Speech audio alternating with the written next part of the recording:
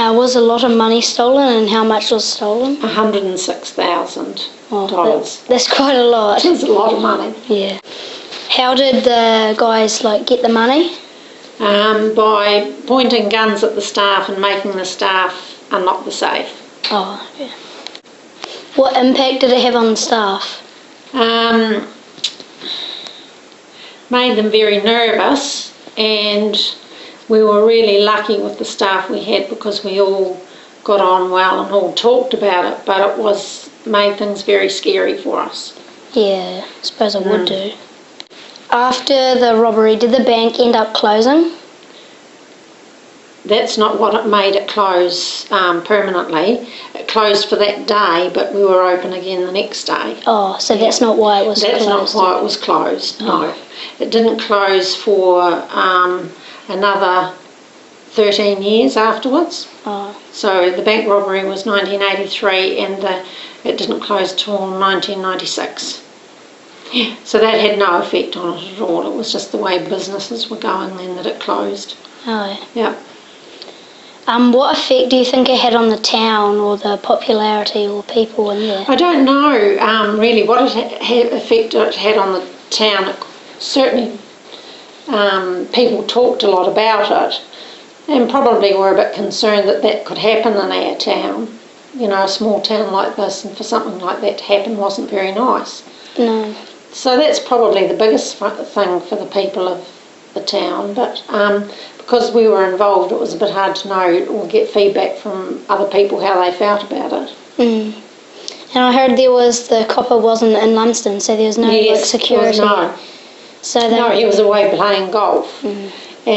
But then on saying that, it was only less than an hour, I think, before the police were there.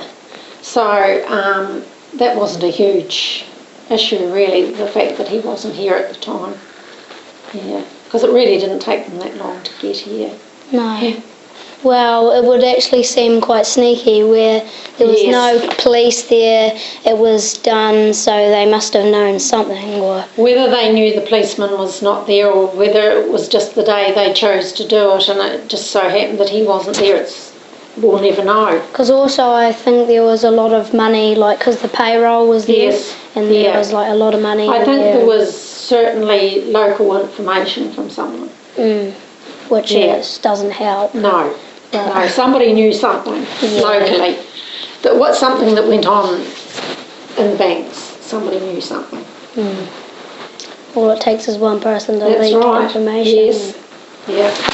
And even if they'd watched, if they kept a watch on the banks for a period of time, they would have been able to work out. Because you'd see the vehicles coming and Yeah, in those days we had armour guard who delivered cash or took away surplus cash, so it wasn't hard to work out when they were there or anything like that to give people more of an idea of when there was more money there. And then they would just take into account how it would be spent and given out, and then and they would know if they had kept an eye on things what paydays were, you know, when there was people's pays, because in those days people mainly got paid in cash rather than going into their bank accounts, and so there was a lot of cash held for that. Yeah, I suppose if you don't have that good security like we do nowadays, it's an easy target. Well, it was an easy target, a very easy target, yeah. We just wouldn't think of it like people should be more. But now it would never happen like that now because of the security and the banks and the helmet thing. Well, that all came out of that particular robbery. And now that for a long time you saw on banks where they weren't allowed to wear helmets or anything in, that all came from what we went through here. Because they wore helmets. Yeah. So then people with helmets on weren't allowed to into the banks. Or your face. Yeah, balaclavas or anything like that. Oh, I suppose it's a good idea because even if you did do that, you'd look pretty suspicious if you went in there. Absolutely, and people can't see your face. So you shouldn't be doing that anyway because you can't communicate with people properly if you can't see their face. I also heard about a murder, but that wasn't anything to do with the robbery, was it? It was one of the robbers that was murdered. And it was, I think, caused because he talked out of turn. he started to talk about the robbery. And so in the long run, I guess it was partly to do with that, because people had heard that he was talking about it. The underground people that were involved had heard that he was talking about it, so I guess that was his demise. Yeah, well, at the end of the day. If there's partners, one of them gets killed off eventually because one wants the money for themselves. And they start talking amongst people when they shouldn't be saying anything. Yeah, and overspending. Yes. Yeah. But I don't know that he actually ended up with any of the money, but whatever happened with the money, I don't know. But I think it was more the fact that he was talking and telling people about the robbery and things. So they would probably realise that if he kept talking like that, he'd eventually get caught, and then he'd probably name anybody else that was involved. So that was their biggest concern, I would imagine. At what time did it actually change building into something new? After the bank closed. Yeah. It wasn't that long and it became the post shop. Yeah.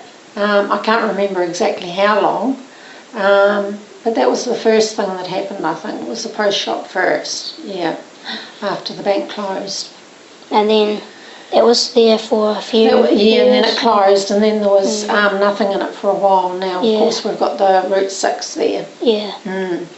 But I suppose all of those had a job in the town, and all of them have executed their job and made good for the town. Yeah. So. And really now it's gone back to being a post shop again, so it's gone the full cycle really. But it's sort of a bit of both a post shop and a cafe. Yes, it is. Yeah.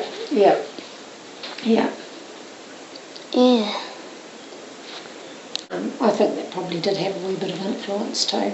Yeah. Because if you want to be a policeman, like all it takes is one thing to just get you going. Yeah. I suppose the bank robbery, you would probably want to help. The first thing he wanted to know was, did they have guns? Was, he was at that age where, oh gosh, did they have guns? It was a bit exciting. Yeah. If you call that exciting, but it sort of was at that age to think that there was guns around and that sort of thing. But yeah, it's just the way it is. But thinking on the other side, like, you wouldn't really know whether they'd be mean enough to actually pull the triggers, but you never know. I know. You wouldn't want to put your life at risk for something like that. And it's not worth putting your life at risk, and we were always told that. Yeah. We were always told when we worked that if anything because there was a lot of talk about robberies and things when we were working, and they always said never put your life at risk. So you would just never have, and I think because they were in such a maybe drug or alcohol or both or whatever state, I don't think pulling the trigger would have worried them. They don't worry about life, like life doesn't mean a lot to them. I mean, that's significant in the fact that guy was killed, one of them was killed. It shows you how little importance they put on life, which is pretty sad. Yeah. But I think the other guy, was he caught, or he was suspected of being caught? No, he got caught. The other guy did get caught. But sort of 30 or 31 years later. No. Oh, now, you mean? Yeah. But it took that long, even though that's not that long a time. If you had someone had put their lives at risk, they still would have got it, and there would have been the added fact of someone's lost their life. Yes. But it's good because it still happened this way. They got the money, and they still got caught as well, and there was no lives in the matter. So I know my father's immediate reaction was they wouldn't have shot you, but why did they have bullets in their guns? I would never have trusted them. They weren't the sort of people you're going to say, well, I'm not going to give you the money and just see what happens. You wouldn't do that. But then, I guess we were all in so much shock when they came in that nobody, I don't think, would even have considered not giving them the money. I don't think anybody was going to try and be a hero and not do it. Yeah. Out of us all. Well, you wouldn't be a hero. You'd just be dumb. You'd be dead. Probably. No, you wouldn't. Because afterwards you wouldn't say, oh, I stopped them from taking the money. You'd be just like saying... Yeah. Oh. And the thing about the staff at the time was that we all supported each other. There was no like counselling and things that they have these days. Yeah. So we were all there to support each other, which was really good. And I think that's why we sort of had the reunions at 10 and 20 years or whatever it was, because we became very close. Yeah. But now, 30 years down the track, you sort of look at things a bit differently. But if it had happened sort of nowadays, although it wouldn't have, you would have probably also got in contact with Skype or some new way. And even counselling would have been provided. There was never anything like that. Yeah, no. Yeah. A lot of things have changed, both for the good and for the bad, but... And at the end of the day, we didn't need counselling because we were there for each other, which was the main thing. But I suppose if you had something like that happen to you, even if the bank had kept on going and not closed, then the people would have been a little bit more wary. But if it had happened again, I don't know whether they would cope or they would cope better, because it's hard to tell. Yeah, it is hard to tell. Depends. But every time I heard of a bank robbery after that, all I could think of was what a terrible effect it would have on the staff. Yeah, because you've been through it. Like some people don't even know about it. Yeah, and it was just awful to think that people went through that. And at that stage, at that time, some banks used to have mock robberies for training for their staff. And the staff didn't know. But and that was terrible. That I think was just terrible, because you're putting the fear into people that we went through, and all right, it's just training, but they don't know it's training.